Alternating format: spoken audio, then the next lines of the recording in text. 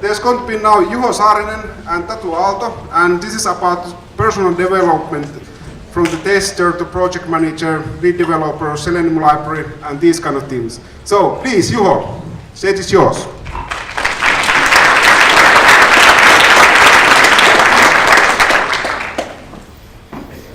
Hello everybody. At least this microphone is working. So, as mentioned, I'm Juho Saarinen. I work currently at EFICode, but more about that during the presentation. So, I try to present my, as mentioned, growth story from starting the first experience with Robot Framework and how ending up keeping this presentation here. Yeah, so that's me. And this, let's say, story starts at 2007 when I started at Capgemini as a consultant. Before that, I was made some manual testing things at Radiolinja and Elisa, but kind of, as mentioned, there's 2 years of that, but that wasn't really about automation. And the 2007 itself yet wasn't, because I joined Capgemini at the end of the year. So the first experience with test automation came at 2008, and those who has been at the industry, let's say longer time, know that there was rational tools for testing, version control, and also automated testing. And IBM bought that, and then there was IBM rational tools. So first experience with IBM rational functional tester, where I also made this kind of fancy word certification, but basically went course about that and made some tries. It wasn't really so nice in automated testing sense, because all, for example, the locators were based on the Java-based object map that was created when the user first time went through things. And thinking of that and version control and multiple users and changing UI, I think you see nothing else but problems there. Of course, for the business people and the not so experienced users, it looked nice because everything was known already. So it was just selecting things and making clicks. And also some tries with Selenium IDE with the Firefox, which I think it currently exists still, but haven't used it, maybe, let's say, haven't used it since, so it has kind of forgotten. But then, moving forward, at 2010, the workplace changed society, but the thing was that it's still same group. So just as an old employee, the salary slip contained different name, but basically the share price that was affected was still same.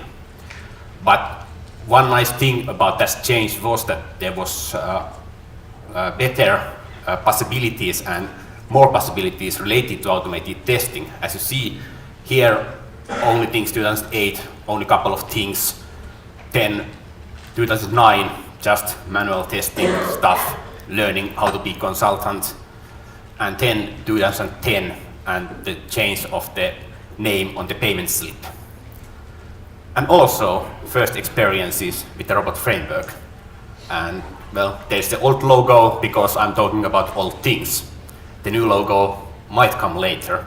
And then there was also this other guy called Hudson. So basically the first experience with the Robot Framework also already included the usage of the CI server to run those tests. So those tests were really, in a way, automation, not just some person opens things and runs those locally, and it's not taught how those can be run at a non-interactive way, let's say. And also some learnings that are still kind of remembered and taught many times, even today, that when checking using the browsers, those should be closed, and it should be sure that those are closed, because when, for example, Windows laptop has around 50 Firefox open, that laptop is quite jammed. And that happened many times, but luckily the CI server was sitting at the laptop next to me, so it was quite easy to just get battery off and get things starting again. And yeah, the first experience of course were with the old format in a way that the test case were written at TSV, tab separated values, because it was nice to edit those files at the Excel. So basically the IDE for robot at that point was Excel.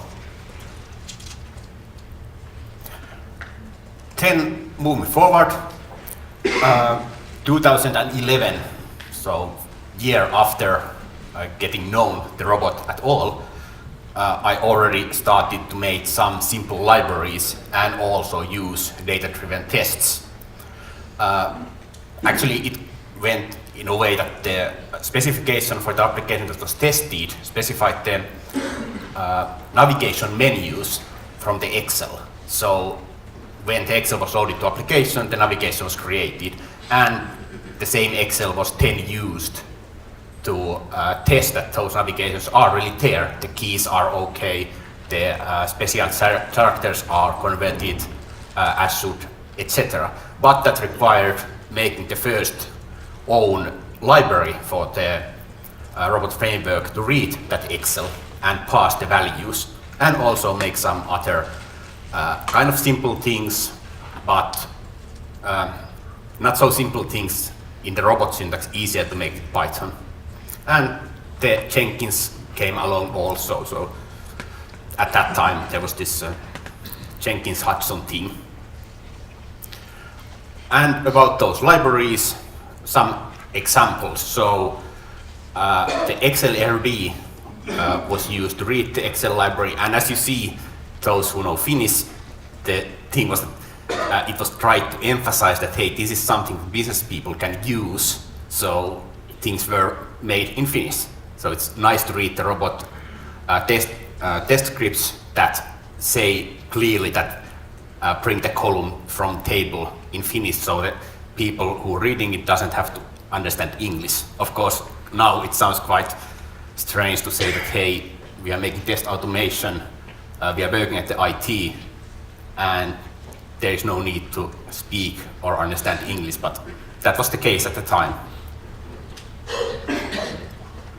And other quite simple things also, parsing things from the text strings and making the date parsing to match that formats are aligned, and the comparison of the dates is possible. Then moving forward, the first experience with GitHub came 2 years later than the first experience with the robot framework. So, and also it's nice that GitHub has the history of the issues. So the first ever issue I have created was against Selenium library, and this is not typo, it was Selenium library at that point. And there was issues with the on-chains events and other, actually at the same time there was a couple of other issues related to those JavaScript on-chains and some other events that should be triggered but were not triggered or were triggered too many times. Also, the big change that was actually also the questions before about this Python, that after that basically I have used the robot framework almost purely with Java and through the Maven because of the dependency management. There are, at least at that point, this wasn't so nice to handle the Python dependencies, and also for database connections, the drivers were much easier to use with Java. And also it was easy that there's just one POM file and everything works when you run things. And because the applications that I was testing at that time were based on Wicket 6, the JavaScript, I had to kind of get to know JavaScript more, and also that relates to the first issue created to GitHub. And then about the automated testing itself, it's kind of, I kind of get to realize this kind of idea that when doing the automated tests during the development, it's good to have the environment that is completely under your own control. So, for example, the application using SAP integrations, the integration should be mocked out using email servers. There's no reason to create email addresses to external email servers because you can just put the in-memory server running and handle things with that. And that also kind of allowed me to learn something about how to really configure the applications so that when deploying, the settings are different, or when running locally, the settings are different. And also allowed to discuss with the developers that what kind of settings need to be configured. Because some of the settings were like, yeah, the database is always at deployed environments Oracle, but for the local testing, yeah, there's no reason to start Oracle XEs all the time. One nice thing with this kind of getting the server run in the environment you exactly know was the kind of failure testing. So for example, if SAP is down, the application should of course handle that kind of situation. But thinking about a company that has single SAP environment, it might be quite hard to tell the IT, hey, shut down the SAP now and now can I bring it up, or please provide this kind of error message from the SAP so we can check that things are handled correctly in our code. So yeah, kind of that's more about how test automation should be done, not really robot thing, but because robot was used to make the automation, it can be kind of presented here nicely. Then some involvement of the user also. I got my Master of Science in 2013 from University of Helsinki, and yeah, now big thing, I wasn't studying computer science, I was studying physics, and my minors were mathematics and theoretical physics, so some studies of computer science, but not enough to have kind of any even upper part of that. Of course I have to admit that my specialty was computational science, so coding with Fortran was one big thing, but that's not really maybe to the current or even that day's enterprise application thing. I haven't met any enterprise Fortran things, exactly. Then again, as you see, there is 1 year missing from the robot kind of evolvement, so things that were mentioned previously were just used and tried to be improved and tried to be understood more deeply. But then there comes this also mentioned previous presentation, the desktop application automation. When at that point, same time, I was trying to experience this Microsoft solutions, which were of course Windows-based, but they were quite nice. But then we wanted to have something that was, let's say, OS agnostic, or worked, at least it should work in different OSs fine. So SQL came, and at the time it was used just with quite horrific batch scripts that created the class batch on the run. Also, Angular testing, quite, let's say, popular topic at the Robot Frameworks user list at the Google. For me, all of those things have been like, okay, I don't see what is the point of asking special things related to Angular, because that's just web testing. That's my opinion. Also made some new libraries related to this SQL, so library to read EXIF data of photos, so where those are taken. Also the Excel library that I wrote 2011. Yeah, small error there.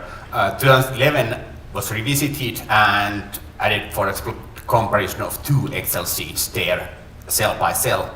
And also CSV library that made basically the same thing, but just with CSVs. And at this time, the English was already used, so it wasn't so annoying to read the test cases which said some steps at Finnish and some steps in English. So a bit nicer thing. And one thing to notice, those who don't know the EXIF data thing, is that the location is not stored as a decimals. It's stored as the degrees, which are quite annoying to compare with each other. So that's why it also contains this mathematics to calculate a decimal representation of the coordinates from the degree presentation of the coordinates. And there was also a ready-made library to Python to do that. The biggest thing at that point was that there's multiple of those libraries. To find the library that was requiring least amount of external dependencies, because handling of those was quite annoying, especially when moving the test from machine to other. And that library was the one that was it could be easily included to version control.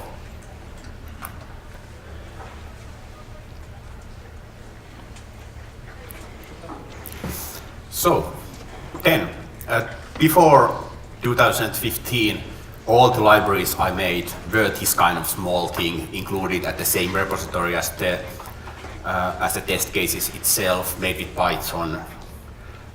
And 2015, the libraries that I started to make, those were made with Java. And one big thing was that to make the library for the IBM MQ. The first, of course, that IBM doesn't provide those libraries to interact with the IBM MQ publicly. So all of those things luckily were at the customer's internal nexus. So the library was possible to be made. And yeah, it was basically just quite simple wrapping of the existing performance test used Java methods to the robot framework keywords. Just some kind of making things look nicer in a way. Also, before this, the tests were run quite purely with Maven, and the Cradle came 2015 also, to my knowledge. And the nice thing with Cradle was that it was able to download the browser and web drivers automatically, so there was no need to tell users that download this thing, put this thing on the path, etc. Also, still, even though this MQ library was written in Java, some Python libraries were written with the other automation doers that the customer. So, for example, calculating of the valid bank dates and generating these EBA standard payment packs and canned payment messages, which are XML. Those originally were created at the robot framework with the loops, and well, it worked. Problem was that it just took, I'd say, ages.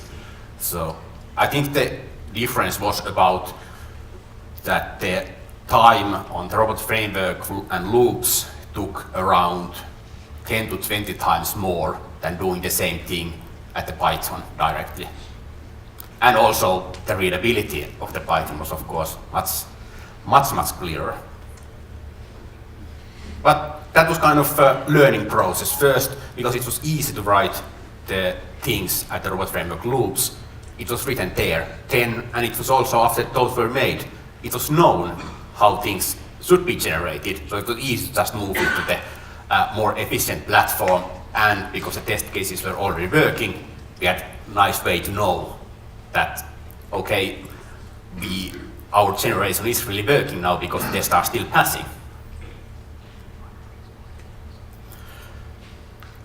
Then, moving forward, even though Java libraries were used basically after 2012, custom Java libraries were used 2015. The first my own public library was published at 2016, and that was actually related to this 2014 SQL usage, so remote SQL library that offered the possibility to use SQL without copying different files to class path manually, but putting everything inside single Java package.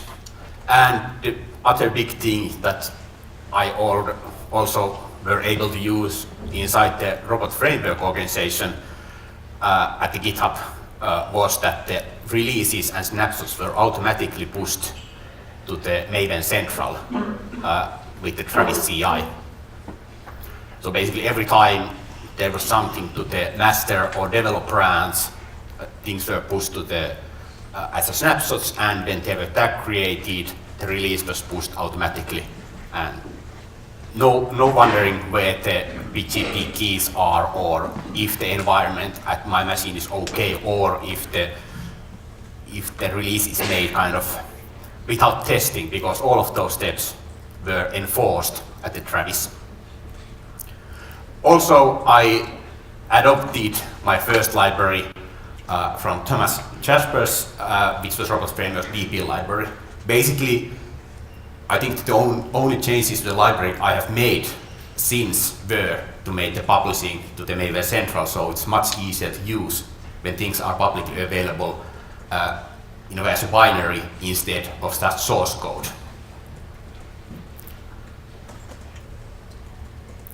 Then, next year, 2017, I moved to Eficode, where I, as you guessed from the first slide, and well, my hoodie, still am. But that wasn't the only change. There was also robot framework related things that I made. Second library adoption, at the time called Robot Framework Selenium Library 2, Selenium 2 library Java from Markus, and quite soon after that, actually the adoption happened already when Selenium 3 was announced, so the library rename happened quite soon also, so the Selenium version changes are not affecting the library name, which was quite annoying. Also the version naming was changed to reflect the Selenium version in use. Then created the HTTP request library, which was based on the request library, because again, Java version dependency management is much nicer, so it was easier to just say to users that this is POM file and run the tests, and having everything coming from the Nexus or Maven Central. And it was using the Apache HTTP client. Also, as can be guessed, the REST testing with Robot Framework were touched at that year. And then new JavaScript framework, so React first testing with React happened that time, but again, it's nothing fancy, it's just web testing.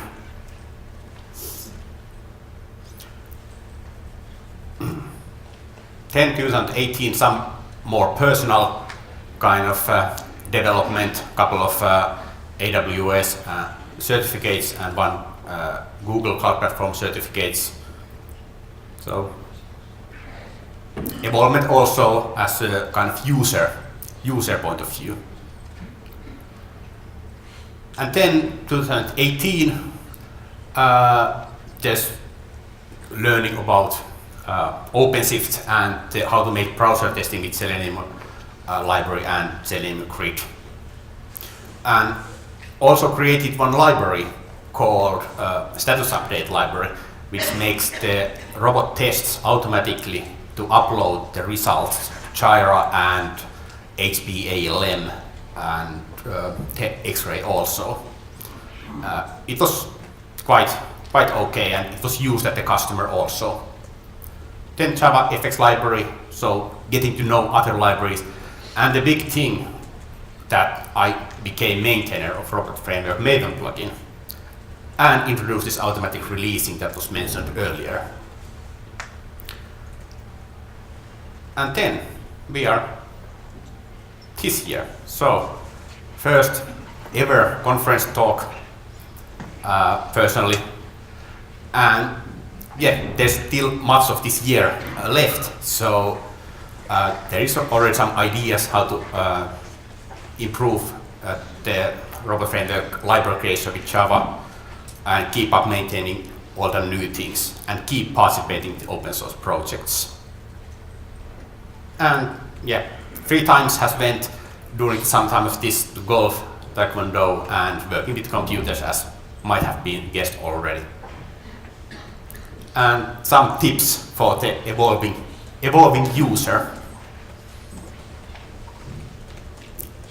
And yeah, so let's say some people say that some of these things are academic interest, but that's not the bad thing if things are getting also same time to get done.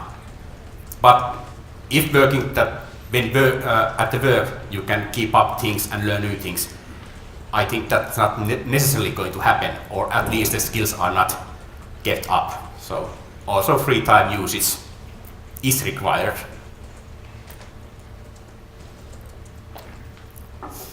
But that's it for me.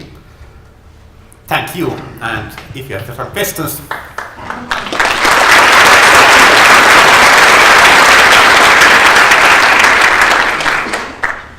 Okay, thank you. Any questions? Out of all that, what was your favorite thing that you just really enjoyed the most in working with the robot framework? I think in a way the simplicity and the easy way to extend things. As those the Python libraries I mentioned, most of those were this kind of under 10 lines, and it was very easy to write things and kind of same time, without kind of even realizing or knowing, learning what Python is about, on the other hand, what Java is about. So I think that simplicity and kind of simple accessibility have been those biggest things that have kind of moved me from this 2007 to here.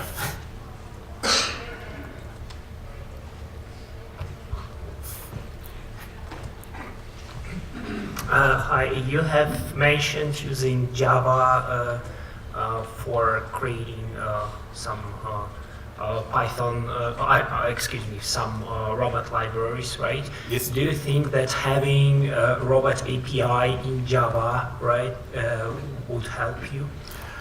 Actually, there is this Java core which have some of those things, but that's actually the thing also that I had this mentioned, so ideas to improve the library creation. So, but big thing about these upcoming things is of course what happens to Python, for example, and that's I think something that requires some discussion and thoughts also.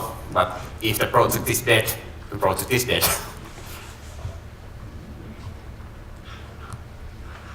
Okay, thank you. Very interesting kind of growth story from robot framework user to starting creating simple libraries, and you saw from those examples. If you are a robot framework user who hasn't yet written libraries, you saw from examples it's not very complicated. It's easy to get started. But if you are not careful, you may end up maintaining big libraries. So